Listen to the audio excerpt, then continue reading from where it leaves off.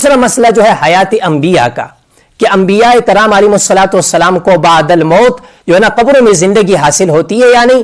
تو یہ جمہور پوری امت کا اس پر اتفاق ہے کہ انبیاء کرام علیہ الصلوۃ والسلام کو بعد الوفات اپنی قبروں میں زندگی حاصل ہے.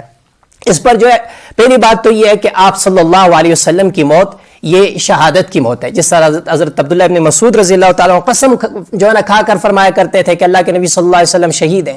اسی طرح خیبر کا واقعہ کہ ایک زینب نامی جو ہے نا یہودیہ عورت نے آپ صلی اللہ علیہ وسلم کے کھانے میں زہر ملا دیا تھا، اور اس کھانے میں آپ صلی اللہ علیہ وسلم کے ساتھ جو صحابی شریک تھے اس صحابی رضی اللہ تعالیٰ عنہ کا اسی کھانے سے انتقال بھی ہوا، اور آپ صلی اللہ علیہ وسلم نے بوٹی اٹھائی اور منہ میں جو ہے نا رکھی، اور اس بوٹی سے لعاب جو ہے نا وہ گلے سے اتر گیا، لیکن بوٹی جو ہے نا آپ صلی اللہ علیہ وسلم کو پتہ چل گیا وہی کے ذریعے، تو آپ صلی اللہ علیہ وسلم نے وہ بوٹی نکال کر باہر پھینک دی، اس پہ زہر تھی.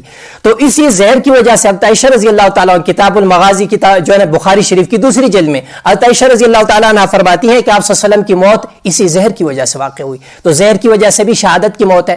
تو اسی شہادت کی وجہ سے پہلی دلیل تو یہ ہے کہ انبیاء کرام علیہ الصلوۃ والسلام آپ زندہ ہیں، تو آپ صلی اللہ علیہ وسلم شہید ہیں، تو شہید بطریق اولا زندہ ہوتا ہے. تو اس آیت سے بھی ہے. اور دوسری احادیث بھی اس پر بے شمار موجود ہیں. جس طرح مسلم شریف کی روایت ہے کہ اللہ کے نبی صلی اللہ علیہ وسلم فرماتے ہیں کہ میں معراج پر تشریف لے گیا تو میں نے دیکھا فیضا موسیٰ قائم یصلی فی قبری، کہ موسیٰ علیہ الصلوۃ والسلام اپنی قبر مبارک میں کھڑے ہو کر نماز پڑھ رہے تھے.